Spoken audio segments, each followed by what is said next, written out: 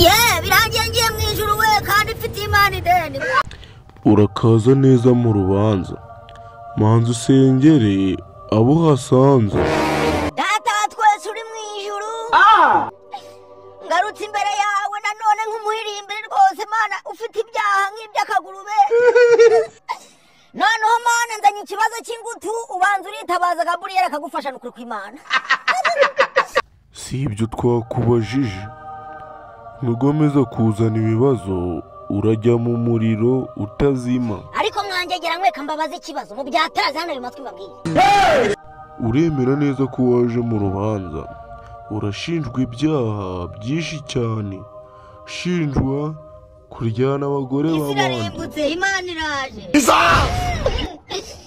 imperuka irageze we kandi barambwiye ngo nihane nigira ingegera.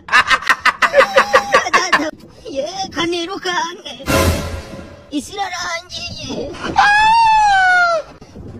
imperuka irageze. Wibeshe wirukanke cyangwa uve hano.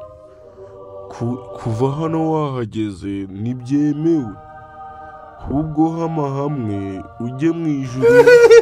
Aha ni he tugiye?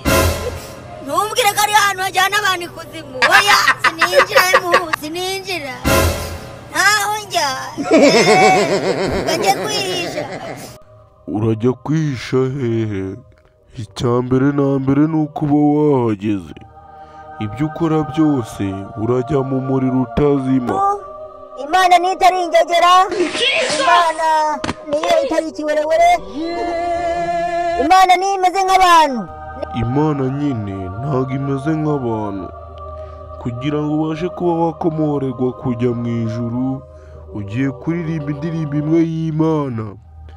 Nuyirangiza urabasha kuba wajya mu ijuru kandi urahita uhabwa n'inshingano. Nari mfite urwagwa rwanjye mu gacuma, urutoki ninjye waruciye ndarutara. Uwiteka ni uzibuko navunitse ngo azahera kwambabarira.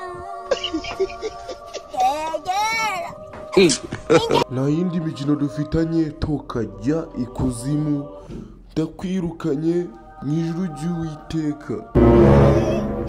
iyi Mana nibiretse kuza, sinshaka kujya mu ijuru. Narumvishe ngo mu ijuru nta kigage kibayo.